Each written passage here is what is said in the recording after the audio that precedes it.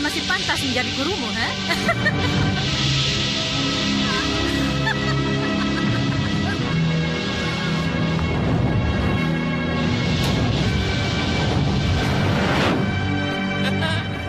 Kodok,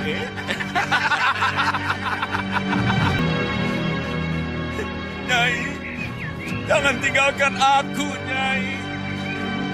Mohon ampun pada Tuan Bahadur. Nanti... Hei, Kasmala.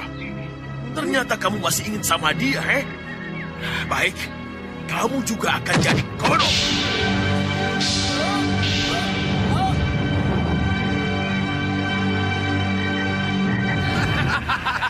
Jadi kodok lagi.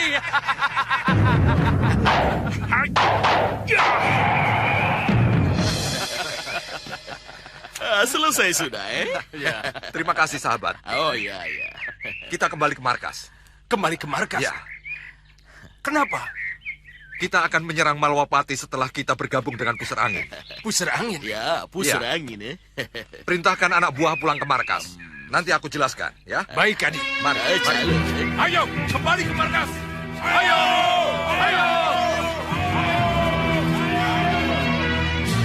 Kasmala dan Nyai Durgandini yang telah dikutuk menjadi kodok, akhirnya terdampar di sebuah batu di pinggir sendang. Mereka mengumpat dan menyalahkan apa yang telah dilakukan Bahadur kepada mereka. Namun, semua sudah terlanjur terjadi, nasi telah menjadi bubur, dan yang tersisa hanyalah penyesalan mendalam. Nyai Durgandini kemudian menyadari bahwa hanya Dewi Nagagini yang memiliki kekuatan untuk mematahkan kutukan tersebut.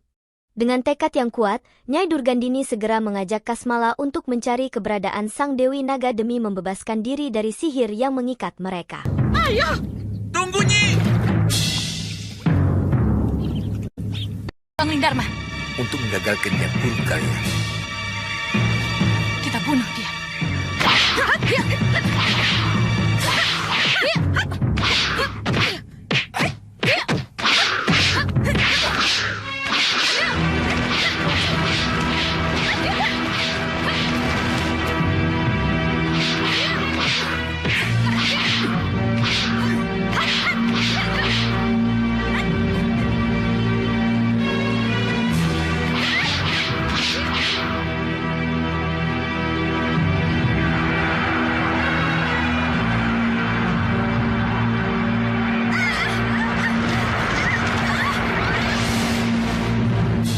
Di atas singgasana kerajaan Pusar Angin, Raja Samuka tampak diliputi amarah besar setelah mengetahui bahwa para tawanannya berhasil meloloskan diri.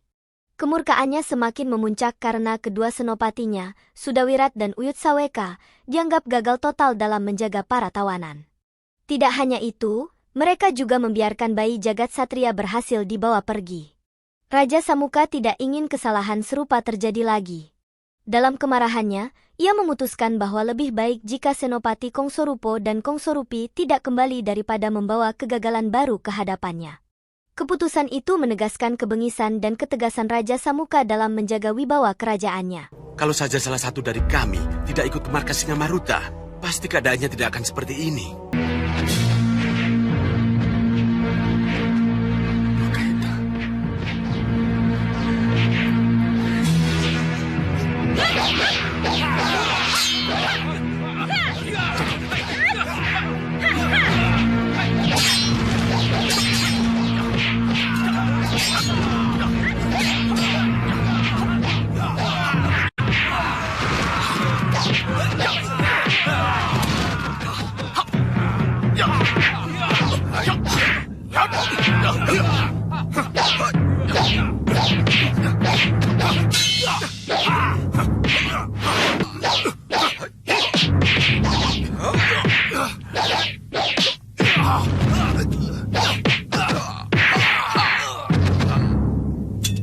Tinggalkan mereka!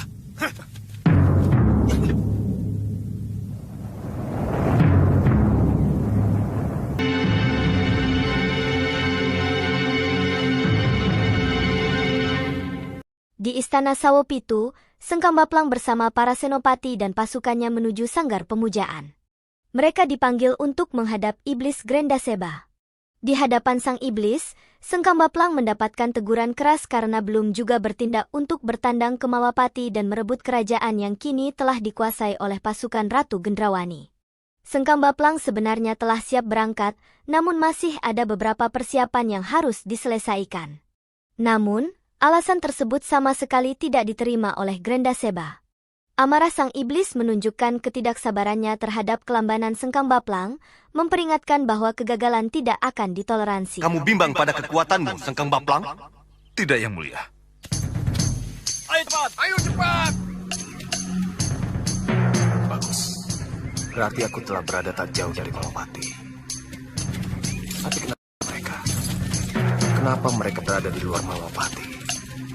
Apa Sengkambaplang akhirnya kalah dalam pertempuran itu? Kenapa? Apa yang terjadi sebenarnya? Apa yang harus aku lakukan? Langsung menyerang mereka? Atau... tidak. Aku harus tahu dulu apa yang terjadi sebenarnya.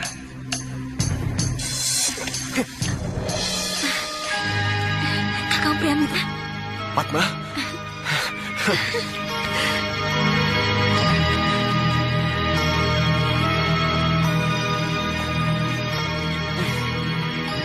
Kenapa bisa? Di dalam sanggar Pamelengan Malwapati, Gendrawani akhirnya membulatkan tekad untuk memanggil Ratu Kegelapan yang selama ini ia puja. Sang Ratu ingin bertemu langsung dengan sosok ratunya dalam wujud nyata, karena selama ini ia hanya bisa mendengar suaranya tanpa melihat kehadirannya. Dengan menggunakan berbagai peralatan ritual yang telah dipersiapkan, Gendrawani mulai melantunkan mantra untuk memanggil Ratu Kegelapan. Energi magis perlahan memenuhi sanggar, dan meskipun sosok Ratu Kegelapan belum tampak, tanda-tanda kehadirannya mulai terasa. Gendrawani yakin, sebentar lagi ia akan menyaksikan wujud sang Ratu yang agung.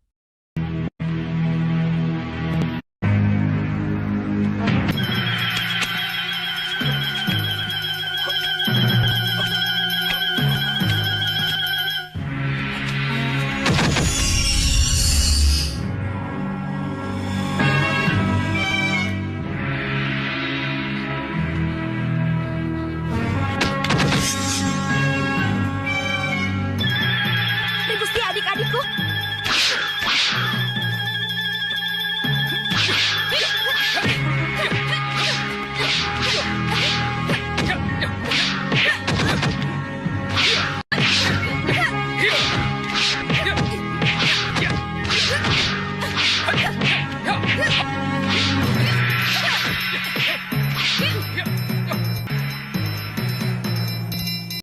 Suara yang menyahut kini terdengar jelas oleh Segawon Lanang, berasal dari balik dinding batu gua yang tertutup rapat.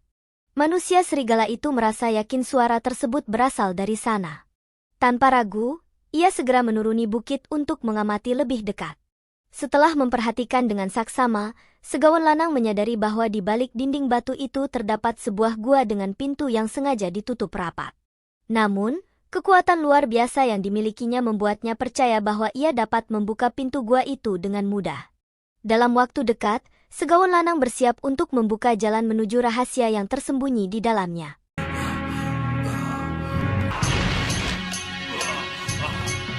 Mereka jelmaan dari kekuatan gaib Empu Masuran. Bagaimana mengalahkan mereka? Aku tahu, Segawon Lanang. Lihat saja.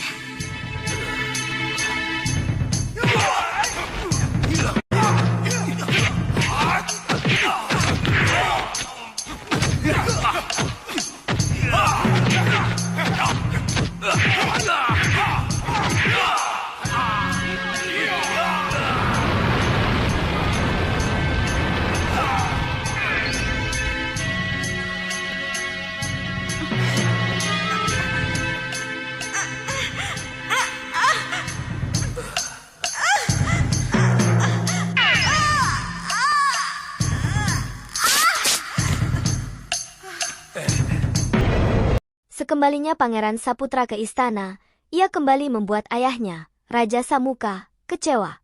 Kali ini, seperti sebelumnya, mereka pulang dengan membawa kabar kegagalan yang terus berulang. Padahal, seluruh pasukan pusar angin telah dikerahkan untuk menjalankan perintah sang raja. permohonan maaf saja tidak cukup untuk meredam amarah dan kekecewaan Raja Samuka. Di saat suasana istana diliputi ketegangan, Singamaruta dan Bahadur datang menghadap sang raja. Dengan tegas, Singamaruta menyampaikan bahwa kegagalan yang terus terjadi disebabkan karena dirinya dan Bahadur tidak pernah dilibatkan dalam misi tersebut. Singamaruta menegaskan bahwa ia memiliki pasukan besar yang siap bertempur, sementara Bahadur memiliki kekuatan sihir yang dahsyat.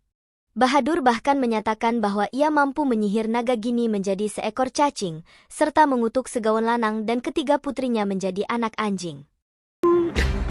Iya, itulah yang akan terjadi, Yang Mulia. Ya, kita tidak perlu berhadapan langsung. Cukup kita sembunyi di balik awan dan kita sihir mereka. Bukan begitu, Tuan Bahadur. Mungkin saya yang akan maju menghadapi mereka dan Tuan Bahadur yang menyihir. Ya, itu bisa juga terjadi. Tapi ingat, Tuan Bahadur, ketika naga gini ngamuk ke pusar angin sekian waktu yang lalu, Tuan tidak berbuat apa-apa. Malah kau tidak salah. Tuan menawarkan kerjasama dengan kipas sihir Tuan. Tuan ingat itu.